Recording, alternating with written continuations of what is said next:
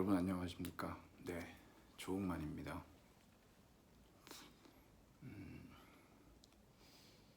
이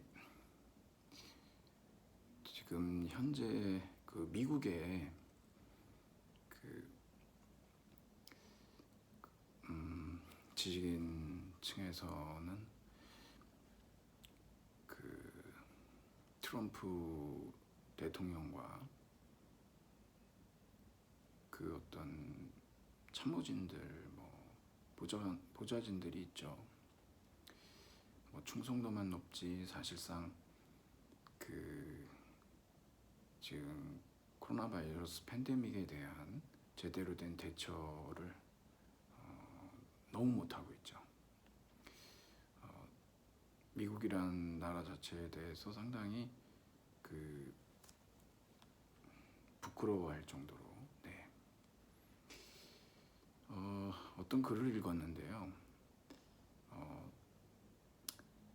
본인은 상당히 이렇게 낙천주의자로 자기 자신을 생각한다고 합니다. 항상 낮고 짙은 구름이 끼어 있어도 그 뒤에 빛나는 이 밝은 태양을 늘 기억하는, 상당히 그렇게 타고난 부분도 있지만 후천적인 노력을 통해서도 그런 어떤 낙관주의적 태도를 그것을 성격으로 만든 거는 대단한 칭찬받을 만한 일인데, 지금 이제 미국에서 벌어지고 있는 이 트럼프 행정부의 어떤 엉망이죠. 과학과 관련된 전문가들의 의견은 묵살하고 오로지 이 다우지수만 신경 쓰는 지금과 같은 이런 사태가 언젠가 이제 그 시기를 가늠할 수는 없지만 언젠가 우리가 그래 왔듯이 이제 극복이 되고 안정이 되겠지만 그 속에서 항상 배를 불리고 돈을 벌었던 사람들은 누구겠습니까? 네. 미국 사회에 그 소위 제정신으로 살고 있는 사람들 입장에서는 아마 우리도 겪어서 알지만 심성 자체가 앞으로 이제 보이는 게 없죠.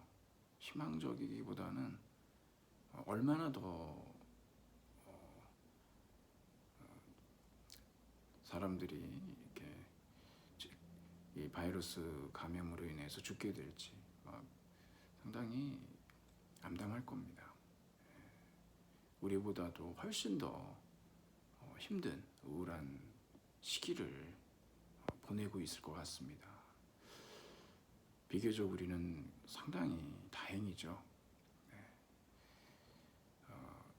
그래도 우리가 이렇게 활동을 할 수가 있고 그나마 미국에서는 이제 가을 학기 자체도 그냥 그 캠퍼스에서 강의는 없다.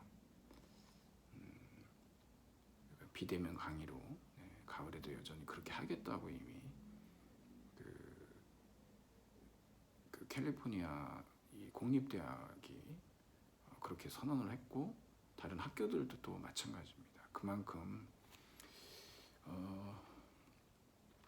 이 문제에 대해서 이제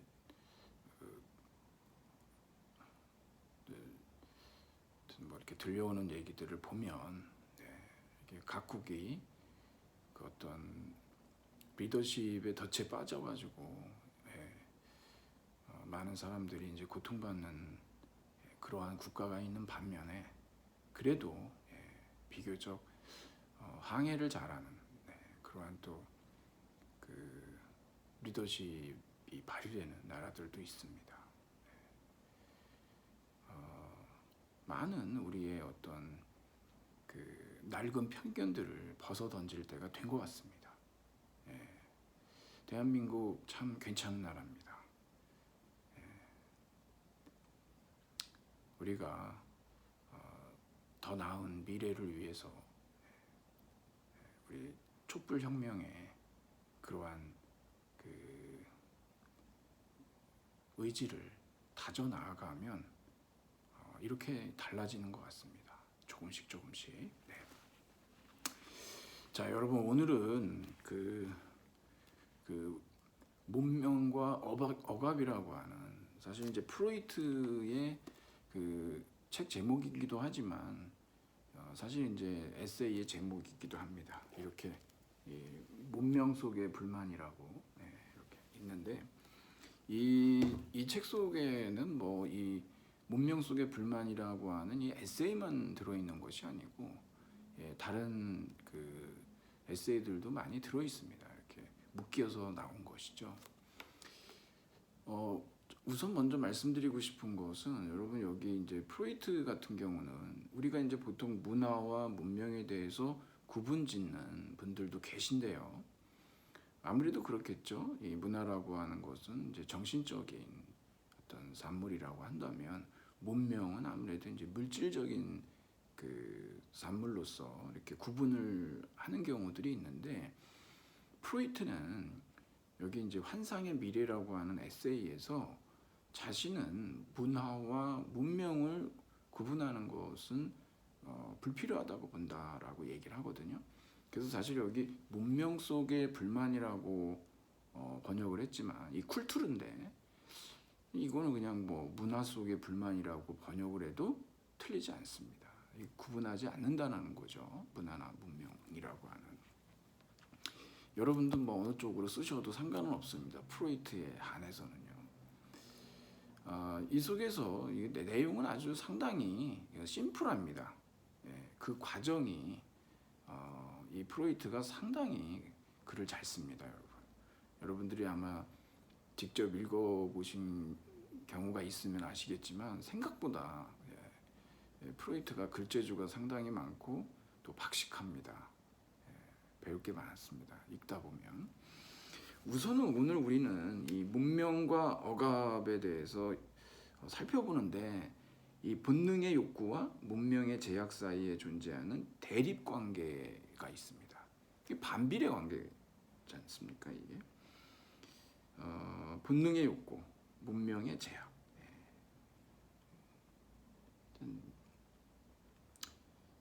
아무래도 이제 그러다 보니까 이 문명 속의 불만이라고 하는 이 에세이 제목에서도 여실히 드러나지만, 문명이 계속해서 이 본능적인 욕구를 억압을 하겠죠. 이런 이제 쾌락 원칙들을 억압한단 말입니다. 당연히 거기에서 우리는 불만이 쌓일 수밖에 없죠. 그러니까 이 문명과 이 본능의 이런 역학관계, 이 반비례 관계라고 하는 것이죠. 만일에 본능적인 욕구를 무제한적으로 자유롭게 행사할 수 있게 한다 그러면은 문명이 어떻게 될까요? 그냥 그 일견하면 정말 뭐 파괴되지 않겠습니까? 여기 이제 그런 의미에서. 그리고 이제 프로이트는 노 엑시트인데요. 이게 이제 진짜 어떤 카프카의 어떤 소설이 갖고 있는 출구 없음. 이게 카프카에스크라고 얘기하는데요. 문명과 억압의 폐쇄 순환 구조. 이게 뭐 벗어날 수가 없는. 굉장히 이제 프로이트 같은 경우는 염세주의적으로, 비관주의적으로 그렇게 바라보고 있습니다. 이게 아마도 우리가 그 전체를 어떤 핵심을 요약하자면 그렇게 얘기를 할 수가 있겠죠.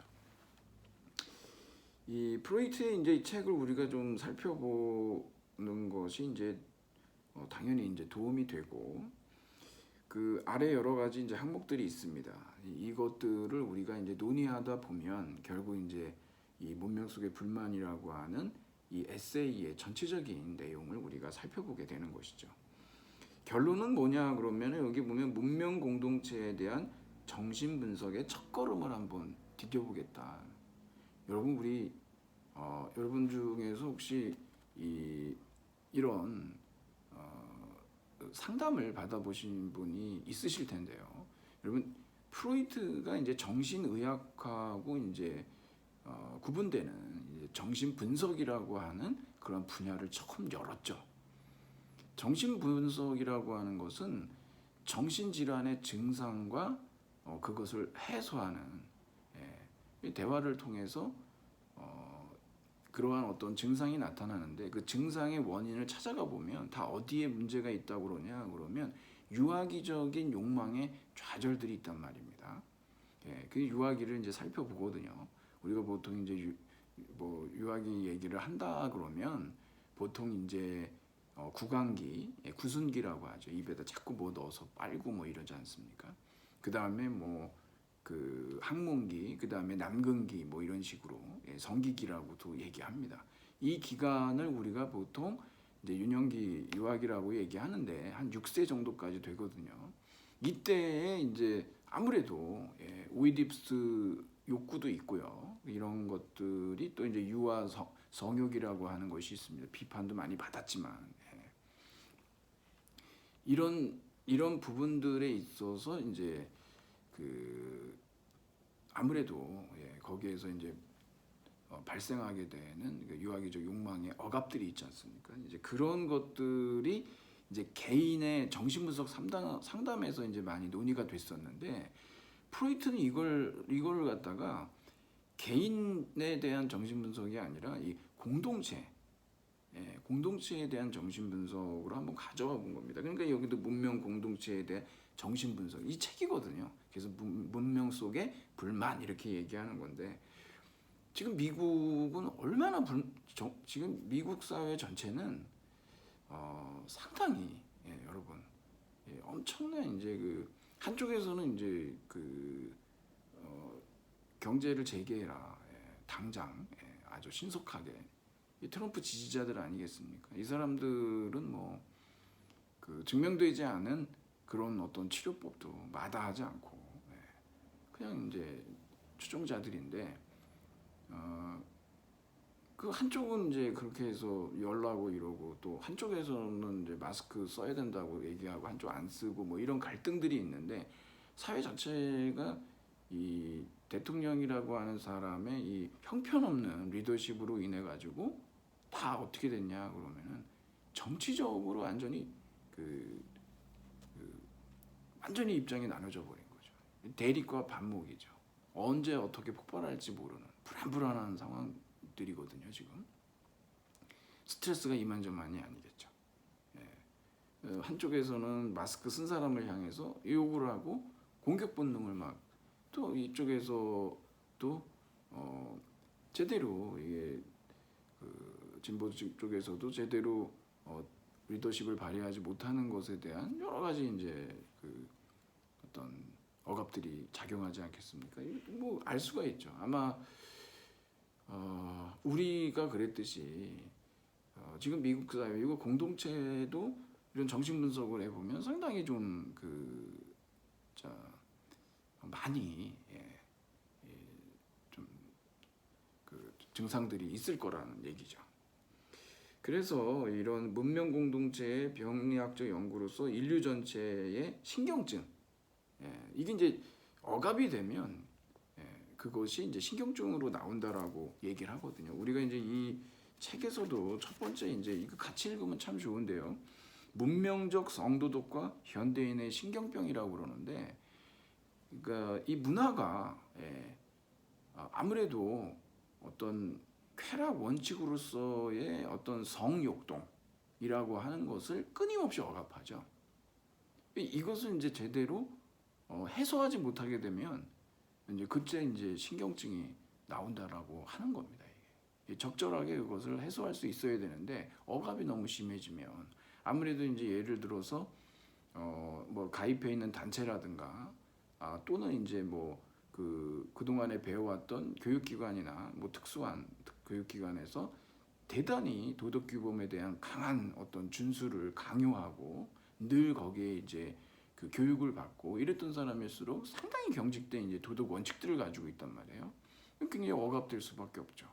모든 그러한 그 성적 욕망이라고 하는 것 자체를 죄악시하고 그런 것들이 이제 제대로 발현되지가 못하게 되면 이제 신경증이 나올 수밖에 없다라고 하는 아주 간단한 이제 너무 과도할 때 그런 내용이 또 여기 있는데 읽어보시면 뭐 내용이 대동소이합니다. 자, 뭐 이렇게 해서 이제 우리가 지금 이제 프로이트의 이 에세이가 가지고 있는 핵심적인 요지하고 그래서 이제 결론적인 얘기는 결국 우리는 어쩌면 이제 이런 문명 공동체에 대한 병리학적 연구가 필요할 때가 되지 않느냐라고 하는 거. 그렇죠. 우리도 아마도 어떤 지금 코로나 바이러스 팬데믹으로 인해서 직접적인 타격을 입는 사람, 또 간접적인 타격을 입는 사람, 또 이제 개인마다 기질이 좀 다르지만 그것을 갖다 제대로 해소하지 못해서 계속 쌓이고 그래서 어떤 사회 전체가 어떤 병리학적인 증상들을 내보일 수도 있을 겁니다 아마. 이런 부분들을 그 어떤 사회공학적으로 이것을 이제 그 많은 방송에서도 전문가들이 이 멘탈 헬스에 대한 강조를 많이 해야 될 시기거든요. 지금 그 뭐 감염돼서 자가격리에 들어가고 거기에서 아주 힘든 치료 과정을 거치고 뭐 30일에서 60일까지도 걸린다고 하는데 그런 분들은 물론이죠. 정신과적인 상담이 반드시 필요하고 그래도 뭐 치료받고 나와서 또 극단적 선택을 하신 분들도 있지 않습니까? 아무래도 이제 몸이 예전 같지 않고 그래서 이제 그런 경우들도 있는데 그런 분들은 이제 아주 그 고위험군이고 그렇지 않은 지금 이제 그 다 마찬가지입니다. 그래서 이것을 여러분 각자도 여러분들의 그 지금 이 팬데믹 상황에서 여러분들이 겪고 있는 어떤 심리적인 불안감이라든가 뭐 좌절감이라든가 또 굉장히 뭐 미래에 대해서도 암울하고 이런 것들이 있을 겁니다. 여러분들이 계획하고 있었던 것이 뭔가 차질을 빚거든요. 그러면 이제 이걸 어떻게 해야 되느냐 이런 부분에 대해서 정신분석에서 얘기하는 것은 이 자가진단도 아주 간단합니다. 뭐냐면 자기 마음을 들여다보면 돼요. 그러니까 여러분이 지금 만일에 불안 증상을 느끼신다 그러면 지금 같은 상황에서 안 그러면 이상한 거죠. 안 그러면 이상한 겁니다. 오히려 더 문제가 커질 수가 있어요. 난 괜찮아 이러고 있는데 사실 괜찮지 않은데 괜찮다고 자기 자신을 기만할 수도 있거든요. 그런 게 더 문제라는 거죠. 그래서 정신분석을 받아보면 결국은 딴 게 아니고 그냥 솔직하게 얘기하는 겁니다. 그 내담자가 상담자한테 다 얘기를 하다 보면 거기에서 자기 자신이 찾아내는 거죠. 그리고 그 원인을 조금 가까이 다가가면 증상이 완화가 됩니다.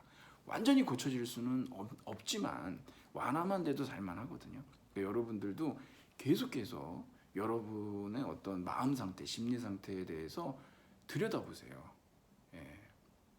그러다 보면 그리고 여러분들이 느끼시는 그러한 여러 가지 어떤 갈등이나 어떤 그 불안감, 좌절감, 뭐 여러 가지 콤플렉스 이런 것들 있지 않습니까?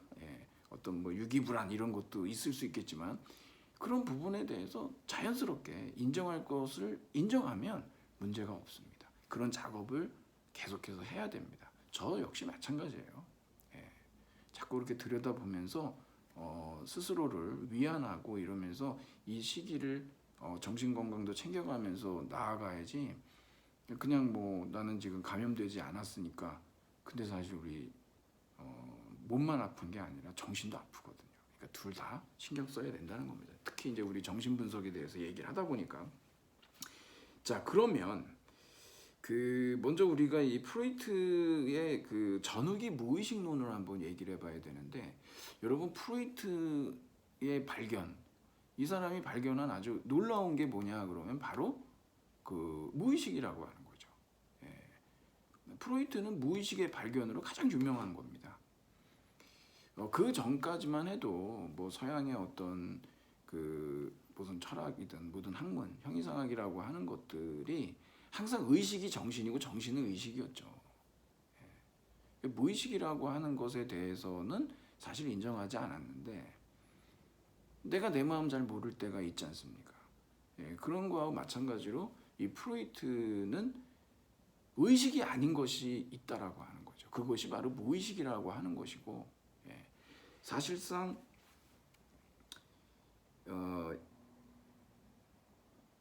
이 프로이트 정신 분석의 아주 근본적인 토대 개념이 바로 이 무의식입니다. 이게 무의식. 프로이트가 약간 좀 과장을 분명히 한 게 있는데요. 이 프로이트 자신이 얘기한 겁니다. 평가가 아니라. 그 인간의 어떤 그 만물의 영장으로서의 인간의 그 상당히 오만한 그 모든 문제를 지금 야기하는 거죠. 너무 지나친 인간 중심주의가. 인간이 뭐 사실 뭐 지구의 주인이고 뭐 우주의 주인입니까? 그런 게 아니죠. 그런데 이제 그렇게 살아왔단 말이에요. 지구 중심주의, 인간 중심주의로 아주 코를 납작하게 만들었던 인류의 역사 속에 사건이 세 가지가 있는데 첫 번째로 이 사람이 꼽은 게 뭐냐면 갈릴레오 갈릴레이의 지동설이다. 항상 뭐 지구의 중심이고 천동설이었다 지동설로 가면서 이런 어떤 그 천문학 혁명을 결국 이제 겪으면서 인간이 겸손할 수밖에 없는 상황이 된 것이죠. 또 하나는 뭐냐 그러면 바로 이제 다윈의 진화론입니다. 사실 여러분 다윈의 진화론은 그 형이상학적 인간론을 뒤집어 놓은 건데 왜 그러냐면 고대 중세에는요 이 형이상학적 인간론이라는 게 뭐냐면 원인은 항상 결과보다 더 탁월합니다. 신이 세상을 만들었죠. 인간을 만들고 신이 인간보다 더 탁월하죠. 그랬는데 다윈의 진화론은 어떻게 됩니까? 단세포에서 지금 이제 이렇게 인간으로 이렇게 이제 진화가 되는 과정이 있지 않습니까? 원인보다 결과가 더 탁월해요. 철학을 완전히 뒤집어 놓은 겁니다. 이게 두 번째라는 거죠, 이게.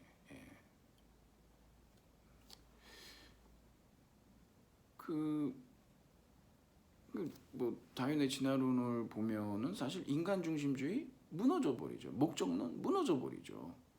근데 거기에 한 가지 더 있다는 거예요. 그 인간의 자존심에 상처를 입혔던 사건이 바로 이 본인의 무의식 이론이다. 그 정도 수준에는 미치는 거는 아니라고 보이거든요. 이 무의식의 발견이 대단한 발견이긴 하지만 적어도 그 급은 아니다라고 하는 것이 저 혼자만의 생각은 아닙니다. 그런데 이제 프로이트가 자기 자신에 대해서 그렇게 얘기했으니까 들어주자고요. 나 이 정도로 위대한 사람이야. 뭐 이 정도의 발견을 했어 내가 이렇게 얘기하는데 애쓰셨습니다. 진짜 애쓴 건 맞는 거고요. 어찌됐든 좋습니다. 그래서 이제 무의식을 발견을 했는데 여기 이제 프로이트의 이 무의식 이론은요 전기와 후기가 달라요. 여러분한테 제가 이제 뭐 그림을 좀 이렇게 보여드리고 그래야 되지만 지금 마땅치가 않아서 그 프로이트의 이제 전기, 그러니까 초기 무의식 이론이 있고 후기의 무의식 이론이 있습니다. 특히 이것은 이제 전기를 우리가 뭐라 그러냐 그러면은 그 지형학적 정신 모델이라고 그러거든요. 일정한 모델이 하나가 있습니다. 이 지형학적이라고 하는 건 지질학 생각하시면 되는데 땅 속에 있고 땅 위가 있잖아요. 이 땅 위에 이렇게 여러분 제가 여기다 이렇게 놓으면은 이걸 지금 땅이라고 생각하고 여기 위에 이렇게 솟아 나와 있잖아요. 이게 의식입니다. 의식. 그리고 의식 밑에가 여기서부터 땅 속이에요. 이게. 그 눈썹하고 눈 위 여기까지를 뭐라 그러냐 그러면 의식의 전이니까 전의식이라고 한다고요. 근데 요거 두피는 얇잖아요. 그러니까 요게 이제 점선으로 되어 있는데 그러한 어떤 검열선이 약한 검열선입니다. 그러니까 전의식과 의식은 사실은 좀 이렇게 넘나들 수 있는 완전히 이렇게 깊이 억압되어 있는 게 아닌 거죠. 이건 여기서 땅속이지만 근데 이제 눈썹하고 눈을 이제 아주 강한 검열선이라고 그래가지고 그 밑에가 이 밑에 있죠. 이 밑에가 이제 무의식입니다. 그러니까 이제 의식, 전의식, 무의식 이게 뭐냐 그러면은 지형학적 정신 모델인데 이게 프로이트의 전기 그 모델이에요. 예. 여기서 중요한 건 뭐냐면은 그 여러분들이 이런 말 많이 쓰죠. 그냥 나도 모르게 그냥 무의식적으로 그랬어. 뭐 이렇게 얘기하는데 여러분 여기서 프로이트가 쓰는 무의식하고 여러분이 평상시에 쓰는 그러한 어떤 그 지형학적인 무의식이 아닌 그런 서술적 의미의 무의식하고 다른 게 우리도 기억나지 않는 것들 있잖아요. 예, 의식의 영역에 지금 들어와 있지 않은 경우들을 그냥 무의식이라고 얘기하죠. 예, 그런 거는 그냥 일반적인 서술적 의미인데 프로이트가 지형학적 정신 모델에서 무의식이라고 얘기하는 것은 반드시 뭐냐 그러면 억압된 겁니다. 억압된 거. 네. 문명에 의한 억압이죠. 이런 억압된 것들은 반드시 나오게 돼 있어요. 뭘로 나올까요? 꿈. 예. 그 다음에 어떤 그 실현. 예. 그래서 여러분 그 1900년도에 그 꿈의 이론 이 프로이트가 1900년도에 꿈의 해석 책 있죠. 이게 꿈의 해석에 보면 1900년도인데 이 꿈의 해석에서 얘기했던 모델이 이겁니다. 이제 그러니까 우리가 이제 무의식 속에 어떤 그 동물적인 욕망들 이런 것들을 이제 억압시켜 놨는데 꿈에 이제 뭐 나오지 않습니까? 예, 플라톤도 이제 국가편에서 그런 얘기하지만 꿈 속에서는 뭐 자신의 진짜 이제 근친상간에 대한 꿈도 꾸고 오이디푸스 콤플렉스 얘기하지만 뭐 못할 게 없는 거죠. 그게 바로 이제 그 억압된 것들이 그 원망 충족이라고 그러거든요. 그런 꿈을 통해서 이제 충족이 되기도 하고 어떤 실수를 하기도 하고 그런 데서 나온다는 거죠. 그게 바로 이제 바로 의식이 아닌 것. 그게 바로 무의식을 여기에서 이제 얘기하고 있는 겁니다. 이 무의식은요, 잘 이것은 용암 같은 건데 땅 속에 용암이 있죠. 갑자기 그냥 분출이 되고 그러면 엄청난 사건이 벌어지기도 하고 그러지 않습니까? 이제 그런 차원으로 요거를 지형학적으로 이렇게 그려놓은 거죠. 후기 무의식 이론은 달라요. 후기는 우리가 그 어떤 역학적 정신 모델이라고 하는데 훨씬 더 이런 식이 아니라 훨씬 더 역동적입니다. 이게 이제 그림이 좀 있긴 있는데 좀 복잡하게 돼 있어서 그리고 이제 여기에서는 이제는 뭐 의식, 전의식, 무의식이 아니라 여러분이 잘 알고 계시는 이드, 에고, 슈퍼에고라고 하는 거 있잖아요. 이제 그런 형식으로 이제 나오죠. 그래서 이제 우리가 이드, 그다음에 자, 초자 이렇게 얘기하는 거죠. 초자는 뭐 아주 내면의 권위자죠. 보통 이제 어린 시절 부모님의 그런 규범과 명령 그런 것들이 내재화돼서 항상 도덕적 규범으로 다가오죠. 초자가 너무 세면 자살합니다, 여러분. 질병으로 나오거나. 그래서 여기서도 지금 나오지만 우리 저기 자와 초자도 다 어디에서 유래된 것이냐 그러면 이드죠, 이드. 이드가 뭐냐 그러면 여러분 독일어로는 다스 S인데 ES 다스 DAS ES예요. 다스 S. 영어로 it 그것이에요. 그것이라고 번역도 하고 요 이드 우리나라 말로는 뭐 거시기 거시기가 좋다고 그러는데 그렇게 쓰지는 않는데 그냥 그것이라고 보통 이렇게 얘기를 하는데 이드예요. 원초적인 그 욕망이죠. 이거 에너지입니다. 여기에서 이제 이렇게 분화가 돼서 뭐 자아가 나오고 초자아가 나오고 이렇게 된 겁니다. 이 엄청난 그 에너지죠. 이 이드 속에는 그 어떤 그 우리가 이제 그 성욕동, 그 다음에 욕동이란 말을 씁니다, 여러분. 이 욕동이 뭐냐면 이 충동하고 달라요. 이 드라이브인데 충동이란 말을 쓰지 않는 것은 충동은 굉장히 짧은 순간에 그 내면에 억압된 것들이 분출되는 거잖아요. 근데 이 욕동은 짧지 않거든요. 그래서 이제 충동이란 말을 안 쓰고 성충동 이런 말을 쓰지 않고 여기서는 성욕동이라고 쓰는 겁니다. 이게 지속적입니다. 이게 성욕동을 보통 우리가 이제 리비도라고 얘기하는 거죠. 리비도.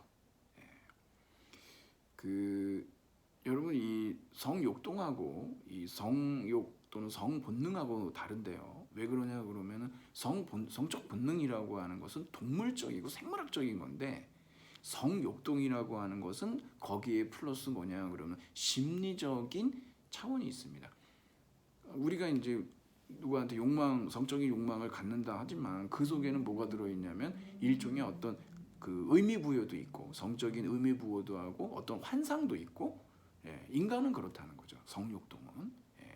그래서 그 동물적인 것에다가 또 인간적인 요소가 같이 들어있는 거. 이게 이제 성욕동이라고 합니다.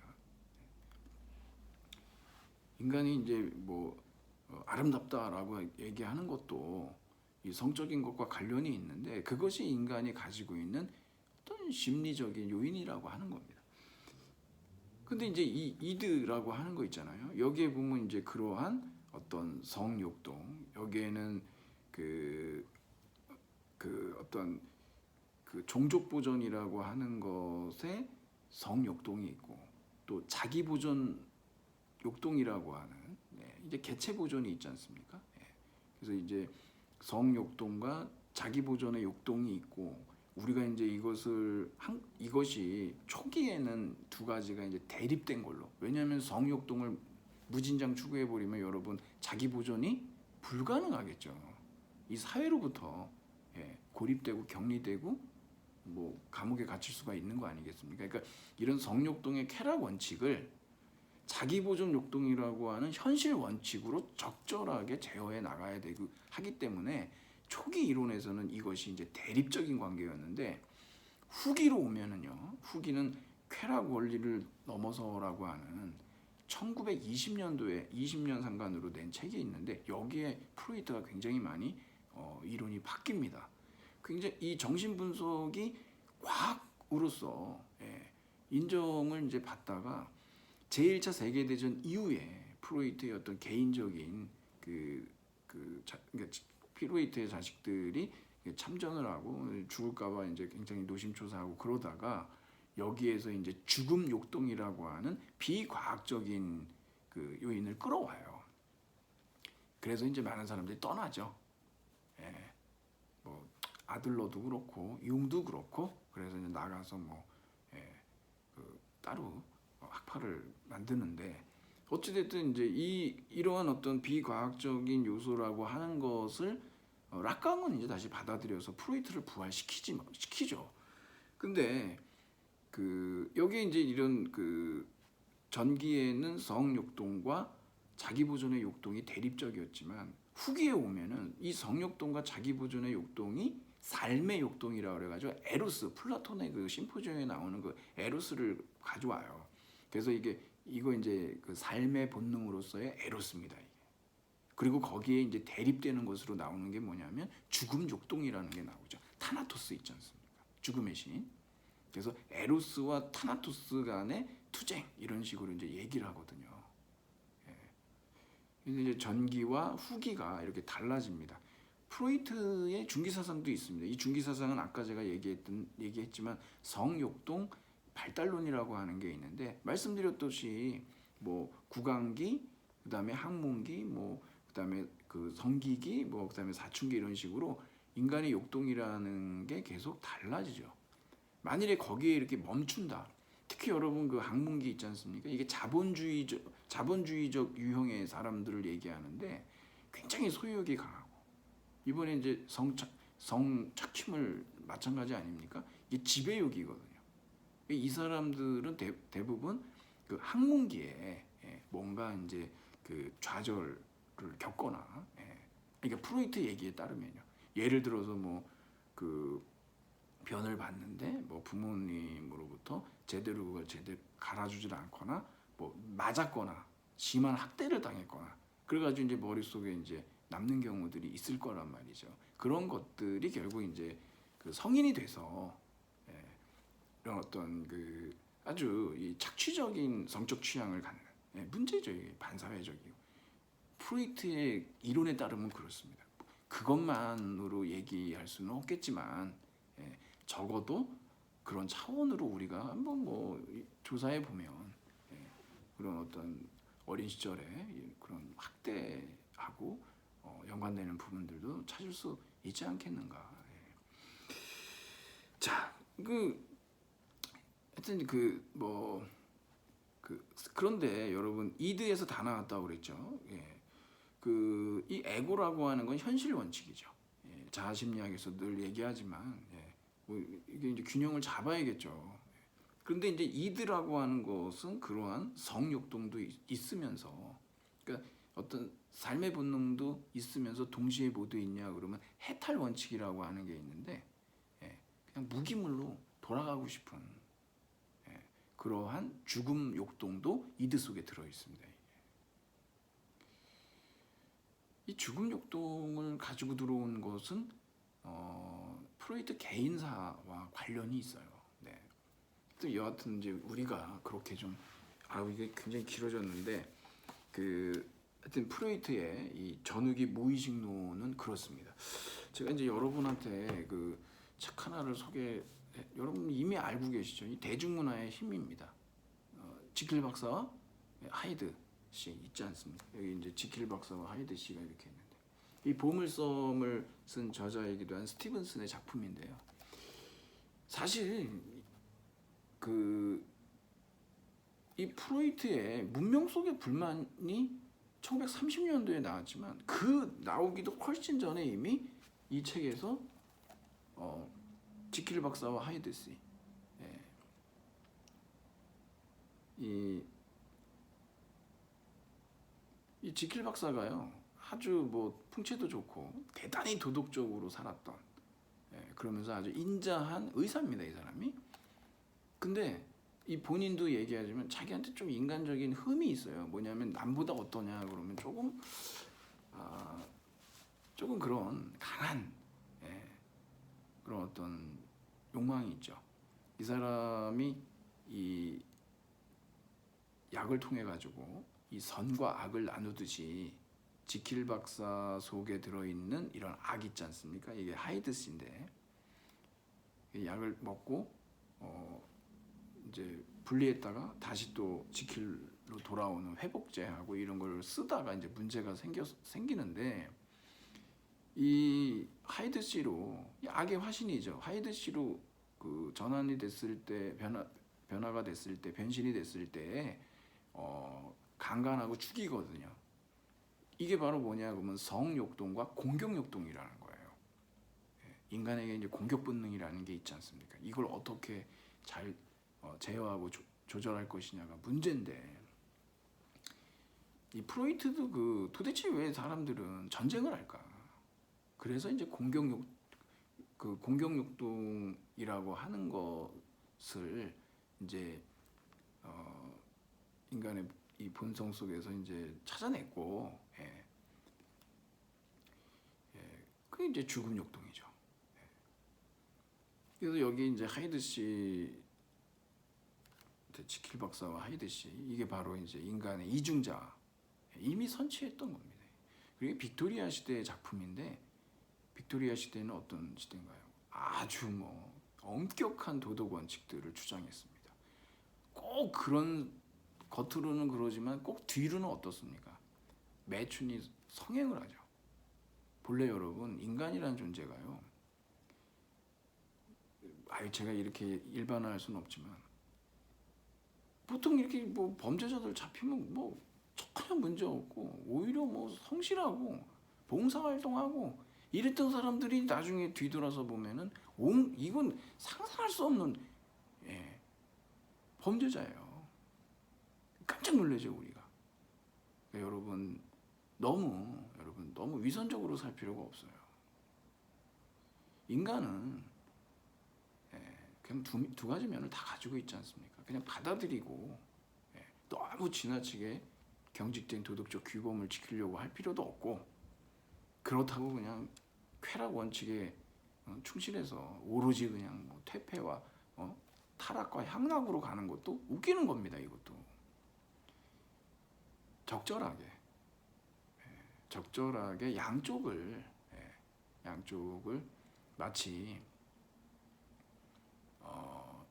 협주곡처럼 오케스트라와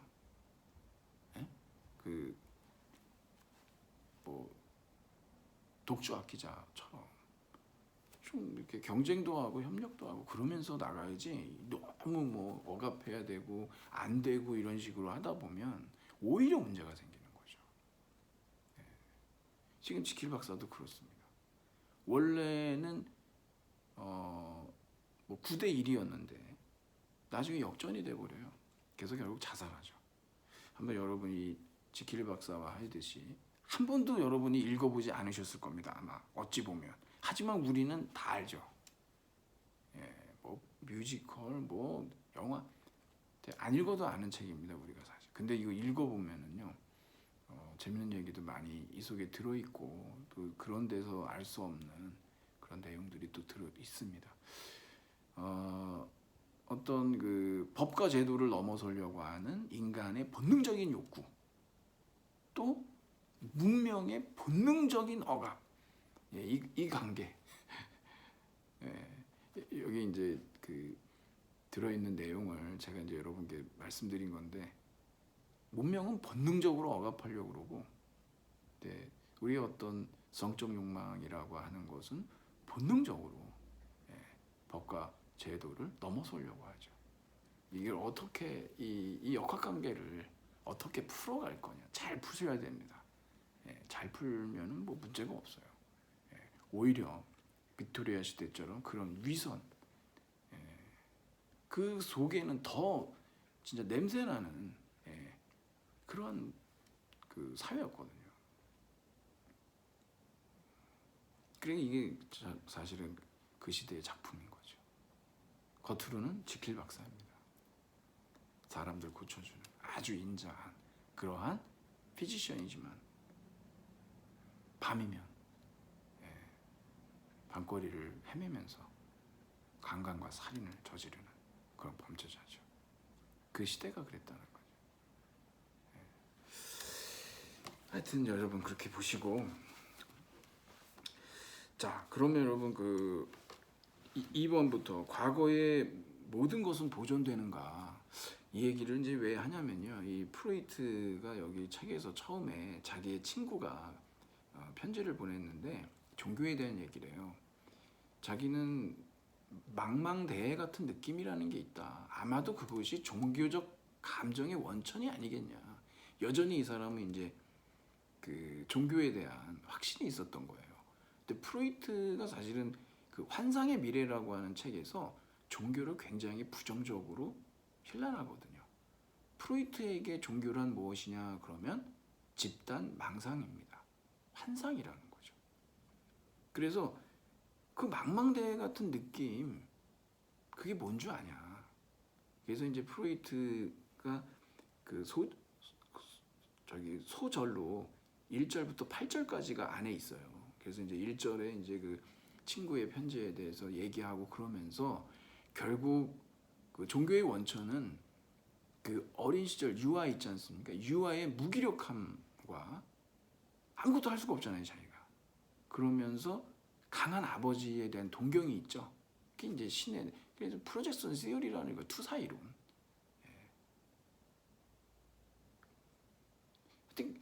그게 바로 종교의 원천이지.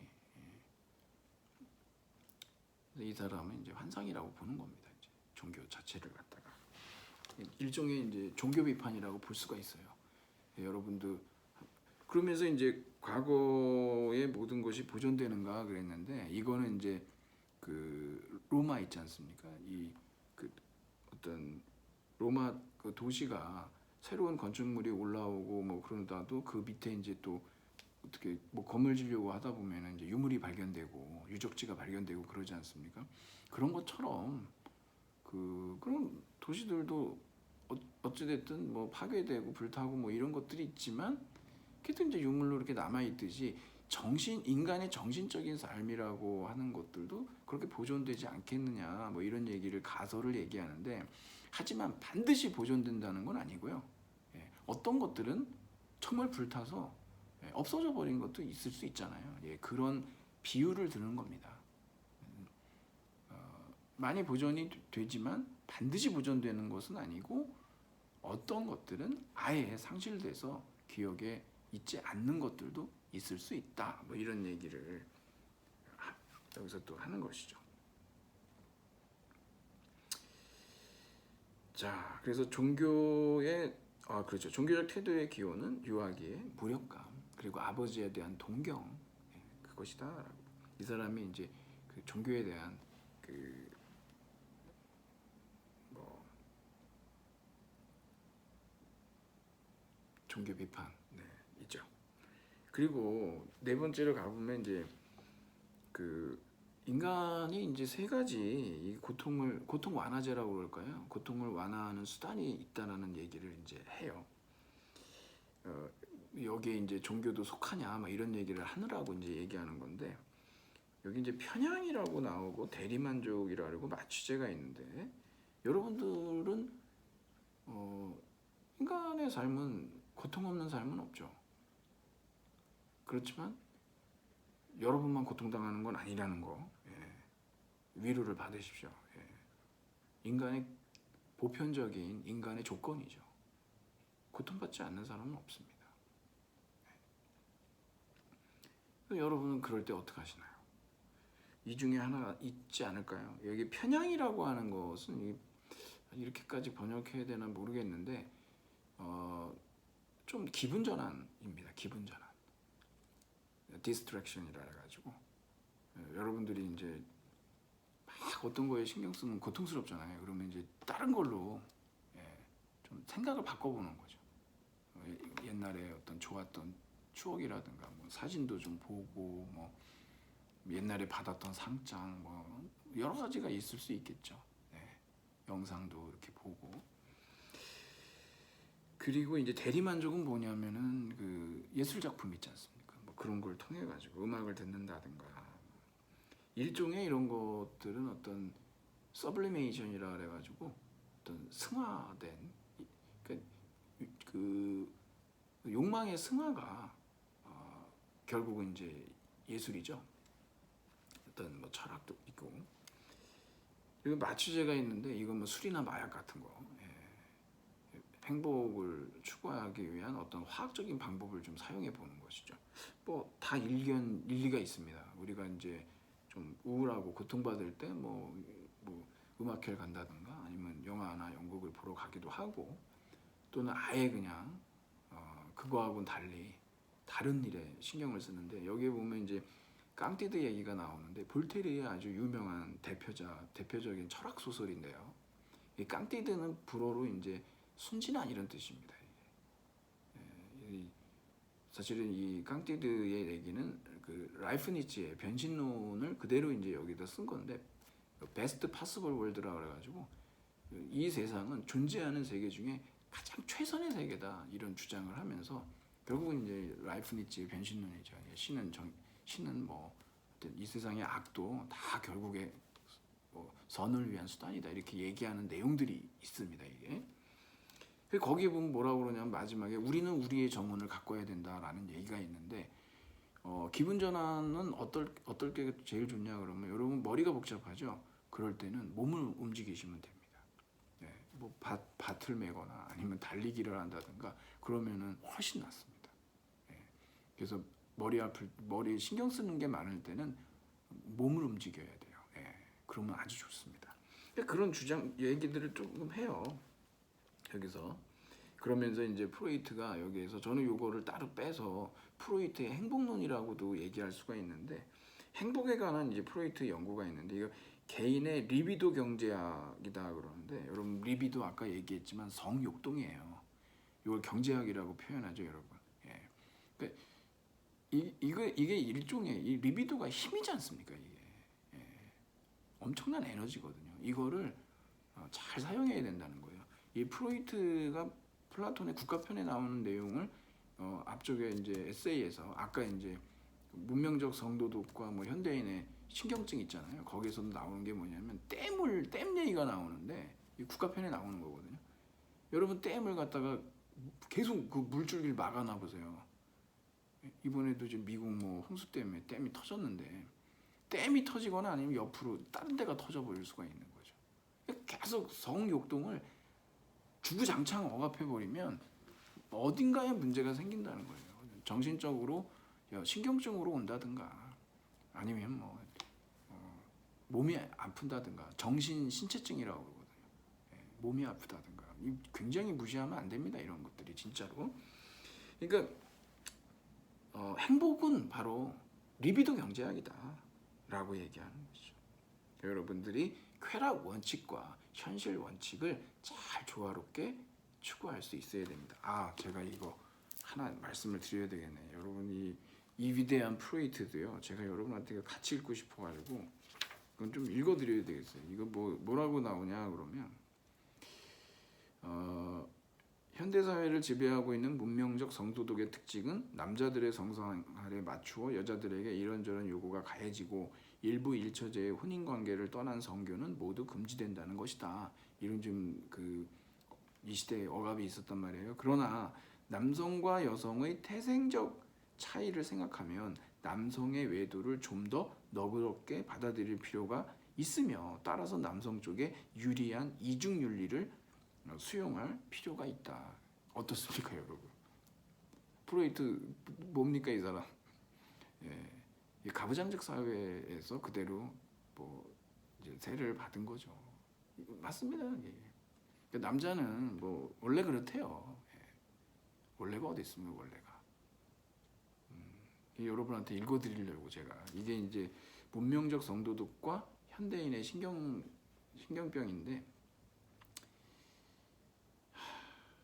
남자는 외도할 수밖에 없는 거니까 여자가 받아들여야 된다 이런 식으로. 그러니까 이중윤리는 뭐냐 그러면 결혼도 했지만 또 이제 또 그렇게 할 수밖에 없다 남자는 이렇게.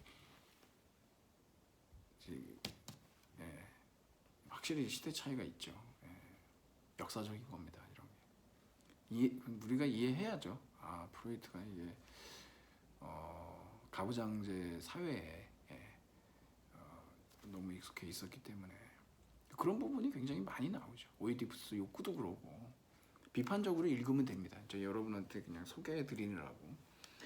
이거 시간이 많이 갔는데 행복론에서 나오는 건데 여기 보면 이제 행복의 경제학은 결국 리비도 경제학이다. 리비도 경제학. 그러니까 고통의 세 가지 원천. 이건 아까 얘기했던 고통 완화 수단 있잖아요. 거기에서 얘기를 이제 고통은 어디서 오냐, 그리고 이걸 완화 어떻게 하느냐 그러는데 이게 이제 자연의 압도적인 힘은 뭐냐면 외부 세계. 이렇게 자연의 역습. 사실 우리가 자연을 파괴했지 않습니까? 아마존의 역습이죠. 그리고 우리 자신의 신체적 허약함. 그렇죠. 여기저기 아프면 장사 없는 거죠. 그리고 가족과 국가 사회에서 인간의 상호관계를 조정하는 제도의 불완전함. 법제도 불완전한 법과 제도 불완전한 거 많죠. 근데 여기서 얘기하는 건 뭐냐면 타인과의 관계예요. 여러분 평생 우리가 살아가면서 제일 힘든 게 인간관계라고 그러죠. 모든 심리상담 하시는 분들, 정신의학과 선생님들이 환자들이 와서 무슨 얘기하냐 그러면 다 관계 문제인 거예요. 부모와 자식 관계, 친구 관계, 부부 관계, 또 무슨 관계, 수많은 관계들이, 직장 상사와의 관계. 이 관계가 힘들다는 거죠. 관계는 늘 힘듭니다. 관계는 힘든 거죠. 왜냐하면 나도 변하고 그쪽도 변하거든요. 프로이트는 그래서 우리는 사람을 만날 때 그 사람의 의식만 보지 말고 무의식까지. 그러니까 사실은 우리 둘이 만나지만 넷이 만나는 거다. 이런 식의. 인간은 하나가 아니라 둘이라는 거죠. 의식과 무의식이 있다는 거죠. 자기도 모르는 사이에 그런 거 있지 않습니까? 그래서 이제 이런 얘기를 하고 그러니까 타인과의 관계, 고통의 원천인데 이거 이제 고통의 사회적 원천이라고 해야 되겠죠. 이거 벗어날 수 있는 방법은 있습니다. 자연인이 되는 거죠. 자발적 고립을 택하거나 은자가 되면 되겠죠. 그런 얘기도 나오고. 네.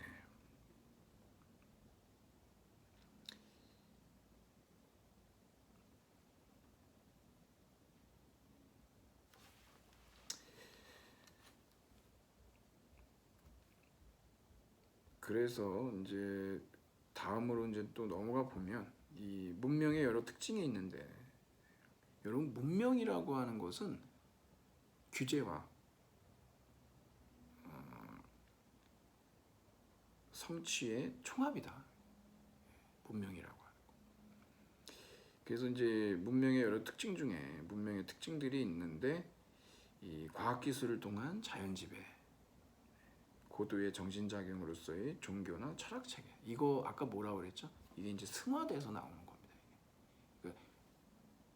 그러니까 욕동이 그게 이제 쾌락 원칙으로 그냥 다 했다가 생존이 어렵잖아요. 자기 보존의 욕동 지키기가 어렵단 말이에요. 문명이 강요하는 거죠. 공부해라. 이런 식으로 음악을 해라. 예술 이렇게. 그래서 이제 그 승화된 거라고 다 거기서 나온다라고 보는 거죠. 그리고 인간 사회관계의 규제 방식은 여러분 그 개인에겐 도덕이지만 사회는 정의거든요. 근데 정의라고 하는 건 각자의 몫을 각자에게 주는 거니까 아주 이렇게 그 어떤 산술적인 그런 편견은 아니고 기하학적인 편견이죠. 그리고 이제 본능을 그 억제하고 그래서 이제 본능의 승화를 가져오는 거죠. 근데 여기서도 얘기하지만 이 문화를 가능하게 하는 것은 이 서블리메이션 승화인데 이거는 문명이 본능의 강요한 변화예요. 그리고 이게 아주 소수입니다. 이렇게 할 수 있는 사람들이. 그렇다고 그 사람들 역시도 완벽하게 할 수 있냐? 또 그렇지도 않죠.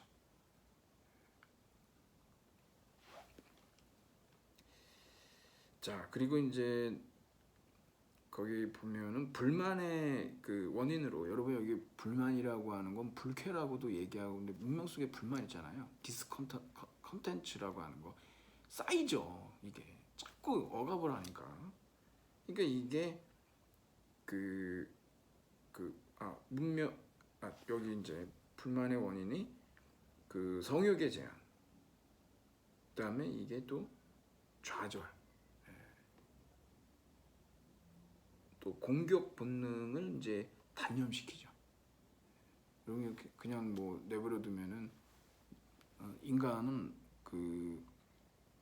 홉스가 얘기한 대로 인간은 만인의 투쟁 상태, 인간은 서로에게 늑대다라고 얘기하잖아요. 이런 상태가 될 수 있기 때문에 이 문명이 그러한 것들을 억제해서 성욕도 억제해서 뭐 혼전 성관계는 안 된다.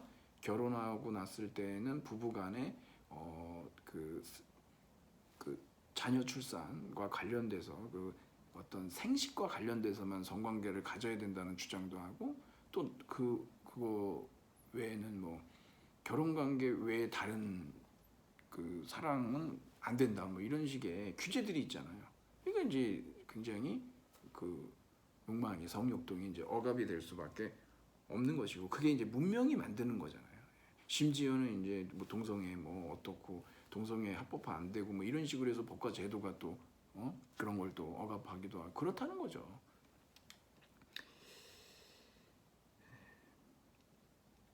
두 개의 어떤 천상의 권력으로서의 어떤 삶의 본능과 아까 제가 얘기했지만 이게 에로스죠. 삶의 본능. 에로스는 뭡니까? 사랑이죠. 결합이에요. 결합. 이게 이제 살리는 거죠. 여기 이 삶의 본능 속에는 성 본능하고 자기 보존의 본능, 욕동이 있습니다.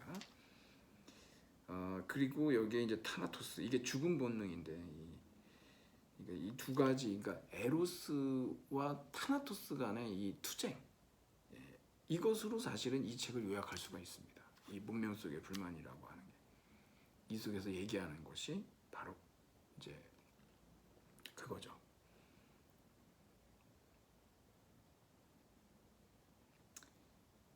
이 죽음 본능, 이 파괴 본능이라고 하는 것이 문명을 가로막는 장애물이다. 이게 등장하게 된 이유는 1차 세계대전이라고 하는 프로이트의 개인사가 그 가족의 죽음이 있다라고 하는 걸 여러분들이 꼭 기억을 해 주시고요. 그리고 여기 문명의 초자로서의 죄책감이라고 하는 게 있는데 이 프로이트는 기본적으로 그 소포클레스의 작품에서 자기의 뭐 플라톤의 심포지온에서도 가져오지만 오이디푸스 콤플렉스가 있지 않습니까? 오이디푸스적 욕구. 그것은 뭐냐? 근친상간, 성욕동이죠. 예, 성본능. 예, 근친상간. 어머니와 동침하려고 하고 아버지를 살해하려고 하는. 예, 이게 공격 본능이죠. 그렇죠? 예. 그래서 오이디푸스 욕구라고 하는 것은 이 두 가지, 성본능과 공격 본능이라고 하는 두 가지로 이루어져 있는데, 이것들이 이제 잘 규제되지 않으면 반사회적인 인간이 된다라고 하는 것이거든요. 이 오이디푸스기를 잘 지녀야 된다는 거예요. 오이디푸스기를. 근데 그 인류 인류의 정신 분석을 해보면은 이 사람의 주장은 인간은 가족 무리에서 이제 아버지를 죽이게 되는데 사실은 내 아버지에 대해서 사랑도 있고 증오도 같이 있다는 거예요. 두 가지가 그러니까 양가 감정을 가지고 있다라고 하는 거죠. 근데 결국 아버지를 죽임으로써 이들은 무엇을 갖게 되냐 그러면은 이제 죄책감을 갖게 된다는 거예요. 이거 문명 차원입니다, 여러분. 개인 차원이 아니라. 개인에게서도 물론 이런 문제가 있죠. 그 어머니, 뭐 아버지 이래서 그 오이디푸스 콤플렉스가 나오지 않습니까? 근데 이걸 인류 문명에다 적용을 시켜도 마찬가지라는 거예요, 이게. 예, 아들들이 아버지를 사랑하지만 동시에 아버지를 미워하는 양가 감정 속에서 죽인다는 겁니다. 그러니까 어떤 문명의 이렇게 이 부침을 그러니까 자식 세대가 부모 세대를 항상 누르고 더 나아갈 수밖에 없잖아요. 이제 그런 것들을 이제 이 오이디푸스 욕구로다가 이걸 이제 설명을 해내는 건데, 그 개인에게도 초자아가 있지만 문명도 이 초자아가 있는데, 그러니까 결국은 무엇을 갖냐 그러면 또 아버지를 살인한 것이다라고 하는 것 때문에 죄책감을 갖는다는 거죠. 이게 그 양심의 가책, 죄책감. 사실 이 죄책감이라고 하는 건 뭐냐면 초자아에 의한 이 어떤 자아의 불안이라는 거죠. 이 죄책감. 심지어는 여러분 이 초자아가 얼마나 내면의 권위자냐 그러면 실제로 그 행위를 하지 않았는데도 불구하고 의도만 갖고 있는 거에 대해서도 처벌받을 것 같은 그런 불안을 야기한다는 거예요. 죄책감. 사실 우리 내면에 그 알 수 없는 그런 처벌에 대한 불안이라든가 죄책감이라든가, 특히 우리가 어떤 경우에 그러냐 그러면 어떤 뭐 성적인 욕망, 사회적으로 용인될 수 없는 그런 욕망을 순간적으로 어떤 상상을 했다라고 했을 때 공연히 죄책감이나 불안감 뭐 이런 것들이 생긴다라고 하는 거죠. 그걸 이제 여기에서 이제 얘기를 하는 겁니다. 이러다 보니까 이 욕망이 충족이 안 되죠. 불만이 쌓이고 불쾌감이 쌓이고, 이제 문명 공동체, 인류 문명의 공동체, 인류 전체에 대한 그러한 어떤 신경증까지 이제 확장시켜 보는 겁니다. 자, 그래서 이제 인류에게 숙명적인 문제는 문명 발달이 인간의 공격 본능과 자기 파괴 본능에 의한 공동 생활의 방해를 억누르는데 성공할 것이냐, 이 전쟁에 대한 얘기인데 공격 본능에 전면하죠. 어느 정도나 성공할 것인지 문제이고, 이것을 누가 예측할 수가 있겠느냐, 뭐 이런 식으로 이제 마지막에 얘기를 하는데, 그래서 이제 제가 처음에도 말씀드렸다시피 억압 없는 문명은 불가능하다. 그러니까 프로이트는 문명과 억압은 밖에 없어요. 이 안에서 폐쇄된 상태에서 계속 순환하는 구조를 가지고 있을 수밖에 없다는 거죠.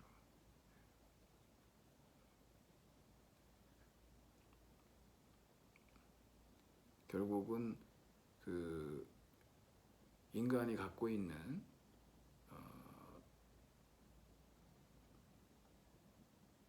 이런 공격 본능을 문명을 통해서 어느 정도로 규제할 것이고, 또 성본능도 마찬가지인데 그런 걸 통해서 좀 그런 그 차원의 연구들이 앞으로 필요하다라고 이제 얘기를 하는 것이죠.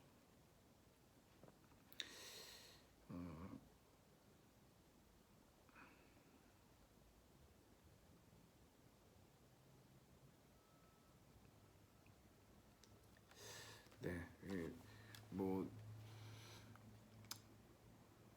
이 프로이트가 워낙 뭐 글도 잘 쓰고 박식한 학자라 제가 여기 나와 있는 모든 내용을 여러분들한테 말씀드리기는 어려울 것 같습니다. 왜냐하면 거의 뭐 그렇게 되면 같이 읽는 게 최고 좋죠. 예. 근데 가능하면 제가 웬만한 것은 다 말씀드리려고 이제 꺼내놨는데, 하여튼 여러분이 이 책에서 문명 속의 불만에서 얘기하고 있는 이 문명과 이 어떤 욕망의 이 반비례 관계, 이 본능과 문명의 이런 역학관계, 이런 것들에 대해서 여러분들이 한번 생각해 보시면 될 것 같습니다. 네, 문명 비평가 프로이트는 우리 문명은 본능 억제에 그 바탕을 두고 있다라고 하는 말을 여러 차례 하고 있습니다.